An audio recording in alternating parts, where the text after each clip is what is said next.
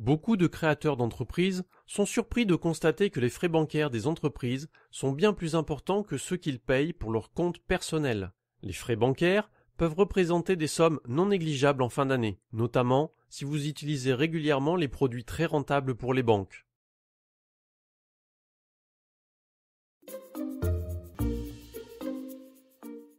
Pour optimiser ses coûts, un des leviers est de maintenir le solde de son compte bancaire au plus proche de zéro. Tout excédent de trésorerie doit être placé, soit sur un compte rémunéré, soit via un produit de placement à plus ou moins long terme.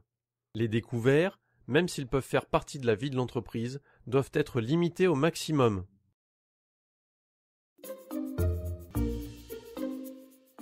Une banque vous accordera plus facilement un emprunt si vous lui demandez de financer un investissement, achat d'une nouvelle machine, travaux, fonds de commerce. En revanche, elle sera beaucoup plus réticente à vous financer un besoin de trésorerie passager, retard de règlement d'un client, augmentation ponctuelle du niveau de stock de marchandises. Il est donc conseillé d'emprunter dès que c'est possible et sur une période la plus longue possible, tout en négociant le taux le plus bas.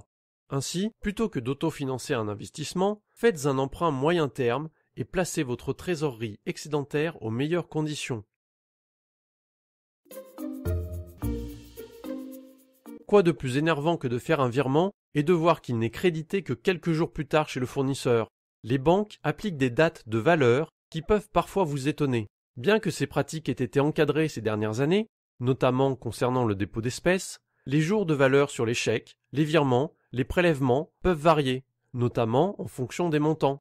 N'hésitez pas à le faire constater à votre banquier et demander une remise si ce retard a occasionné des frais supplémentaires.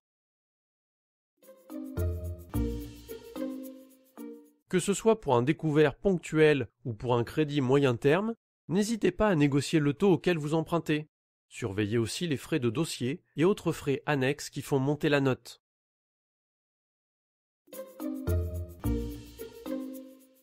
Pour les comptes bancaires des entreprises, les banques facturent une commission de mouvement. En pratique, c'est un pourcentage de tout ce qui transite sur votre compte bancaire. Le taux est faible, mais à la fin de l'année, cela peut faire des sommes importantes.